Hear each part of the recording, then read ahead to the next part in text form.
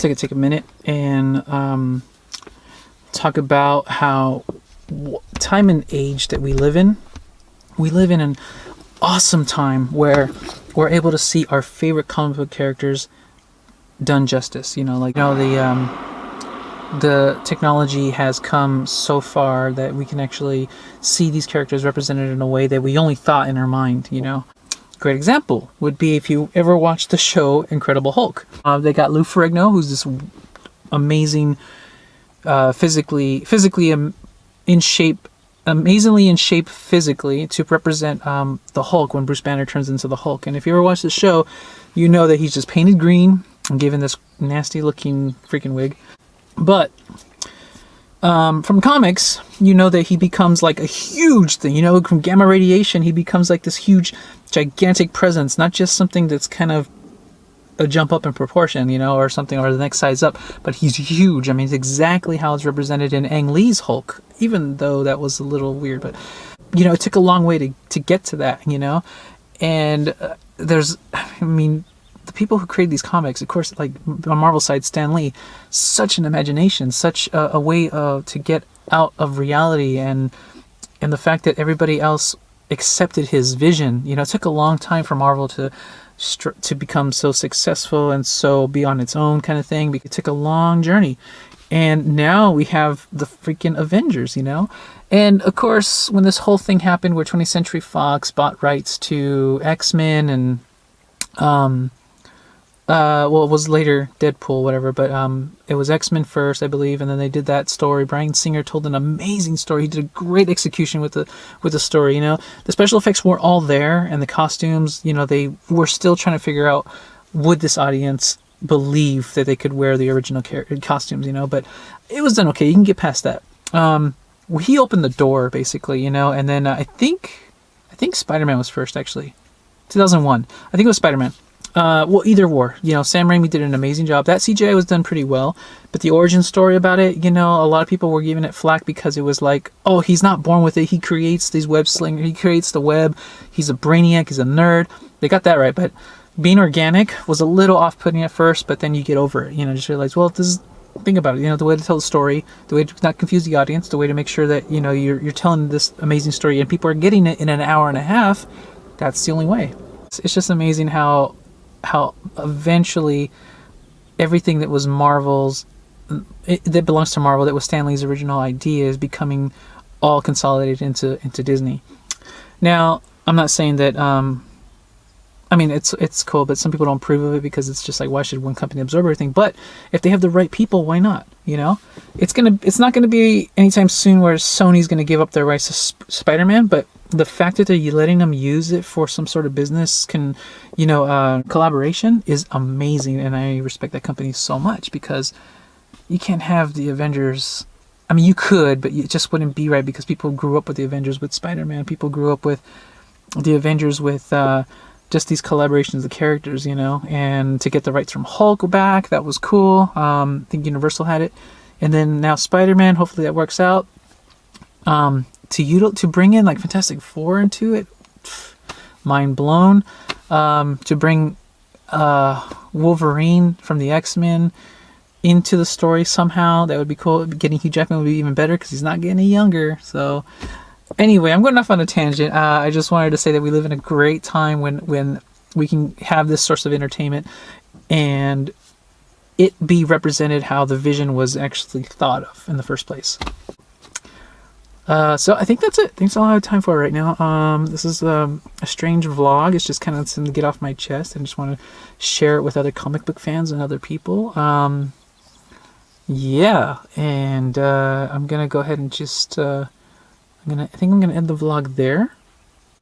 Actually, I'm not gonna end it there. I just thought of something. I've always asked my daughter Olivia, what was your favorite character? What's your favorite character? She always says Captain America. Now she's only 5, so I'm trying to wonder what appeals to her that Captain America is her favorite character. Not Iron Man, not Hulk, not Thor, not Black Widow, and not, of course, Hawkeye, unless you like that kind of thing.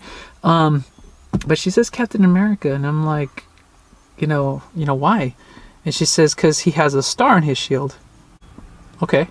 So I think that's kind of cool because Captain America was basically the person who adapted to the gamma radiation the right way accordingly, you know, and he's always been that hero with heart, you know, and that's kind of cool. If you guys are watching this, you want to comment your favorite character from Marvel. Comment your favorite comic book character. Not comic book. Let's keep it in text. Just comment your favorite Avengers character. No, Marvel. Favorite Marvel character in the comments. I'm not sure how many people this is going to reach, but that'd be cool to see who thinks of what character, and we can build off of that. Yeah, that's basically it. I went off on a tangent. I have more to say, but I only have so much time left on this SIM card, so I think I'm gonna leave it there. Maybe favorite movie too. My favorite movie from the whole Marvel from the moment that Disney started this whole thing, from I guess it was Iron Man, the MCU. Out of all of them, I gotta say Captain America: Winter Soldier is one of my favorite movies from that whole thing.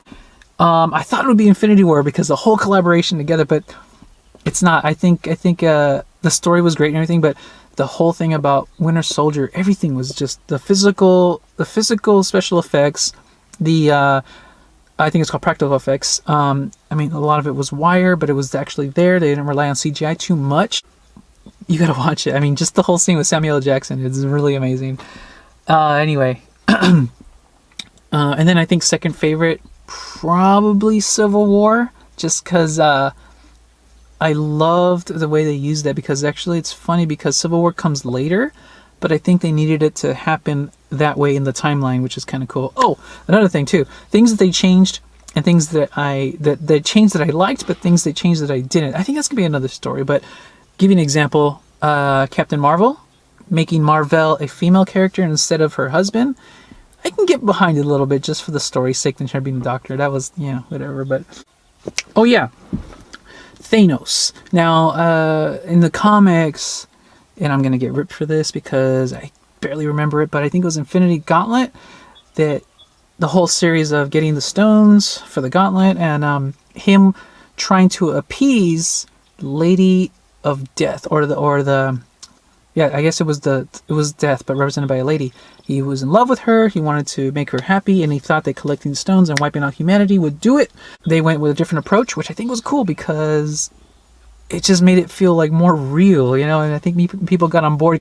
The whole journey of him doing that, which shows like he's really serious about it, and I think it's more believable than actually doing something for love, because they show a version of him and love, because he loves Gamora, and the fact that he, spoiler alert, if you haven't seen Infinity War, the fact that he gives her up for the Soul Stone, that's like, and you see the acting in it. I mean, the performance capture is really just, you can see it like in his face, and Brolin's amazing, Yeah, that's another thing they changed that I got behind, but I think it was executed really well.